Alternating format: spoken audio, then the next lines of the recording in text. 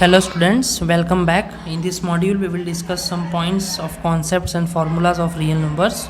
So let's get started without wasting time.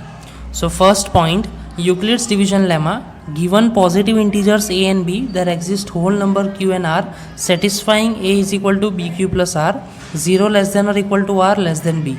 So if you are given two positive integers a and b, so there exists a relation between a, b, q and r. So where q and r satisfies the relation a is equal to bq plus r, 0 less than or equal to r less than b. So this is Euclid's division lemma. Now Euclid's division algorithm. This is based on Euclid's division lemma. According to this, HCF of any two positive integers a and b with a greater than b is obtained. So if you wish to determine the HCF of any two numbers a where a is greater than b, you can use Euclid's division algorithm. Okay. Now third, if r is equal to 0, the HCF is b. If r is not equal to 0, apply Euclid's division lemma to b and r. So if r is equal to 0, the HCF is b, and if r is not equal to 0, then you can check the videos in the channel. So you will get the method or application of Euclid's lemma if r is not equal to 0. Okay. Now fourth, every composite number can be expressed as a product of primes, and this factorization is unique apart from the order in which the prime factors occur.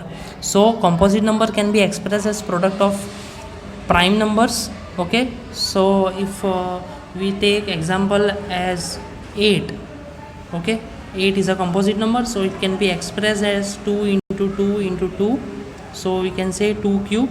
So this can be expressed as a product of prime numbers. Okay, so this is an example.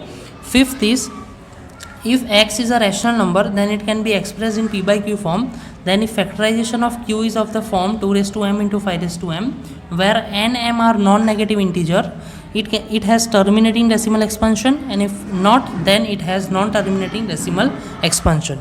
So this statement can be easily understood by the example that if p upon q is a rational number, okay, so if we prime factorize the denominator and it is of the form 2 raised to m into 5 raised to n, where this m and n are non-negative integers, so we can say that it has terminating decimal expansion. Okay, and if it is not of the form 2 raised to m into 5 raised to n, then it has non-terminating decimal expansion.